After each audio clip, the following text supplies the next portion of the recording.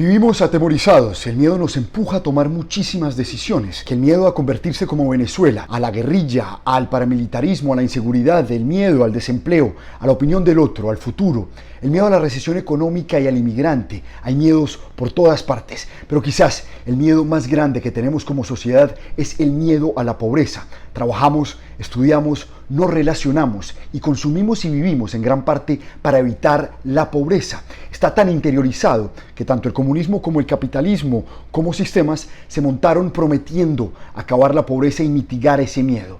Asustados, obviamente, somos más fáciles de manejar como sociedad y buscamos muchas veces refugio en líderes populistas, pero sobre todo en el consumo. Pero el miedo a la pobreza no necesariamente es el miedo de caer por debajo de la línea de pobreza extrema, que de hecho bajó más del doble desde el 2000, sino la angustia y la mortificación de no poder consumir para estar a la altura de los demás, a la altura del ideal de una vida feliz que rige la publicidad y el consumo. Somos en gran parte lo que consumimos y el que no tenga con qué consumir no tiene cómo ser y se excluye, se rechaza, se convierte en un eventual riesgo, en un peligro, como en una amenaza, y de ahí el miedo que le sentimos al pobre. Hoy somos y nos relacionamos por lo que compramos. Si no tenemos con qué comprar, no tenemos un lugar en la sociedad. Nuestros amigos, por ejemplo, se basan en gran parte en la educación que consumimos, nuestros vecinos por el conjunto cerrado en el que vivimos, nuestra familia por los círculos sociales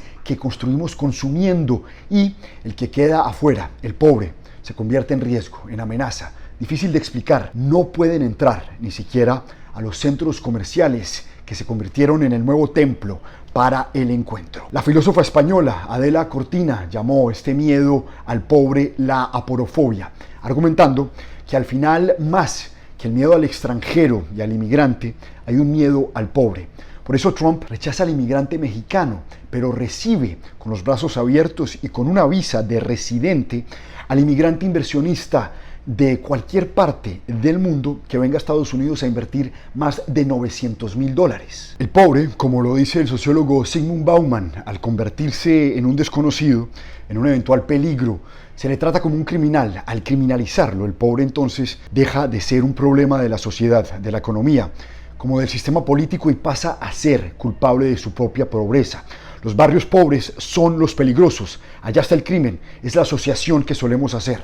El Estado, por su parte, en vez de tratarlos de rescatar, asume un rol de protector de aquellos que sí pueden consumir. De ahí que, independientemente de la ideología, los candidatos que hoy ganan las elecciones son los que prometen más seguridad, más policía, más ejército, más cámaras de control, al final para controlar la pobreza. Por eso hoy la política social estadounidense ya no propone hacer retroceder la pobreza, sino reducir el número de pobres. Como en otros tiempos un buen indio era un indio muerto, pues ahora un buen pobre es un pobre invisible. Y el ejemplo más claro de esto es la gentrificación de las principales ciudades de Estados Unidos y del mundo, donde se trata de alejar, de deshacerse del pobre. Allá, lejos, en la periferia, el problema es de ellos y el Estado no llega. Pero parafraseando a Bauman, la pobreza sigue ahí, mostrando el horrendo panorama de la alternativa, para asegurarse que el resto de personas sigan soportando las penurias y las tensiones de vivir tratando de dejar de ser pobres.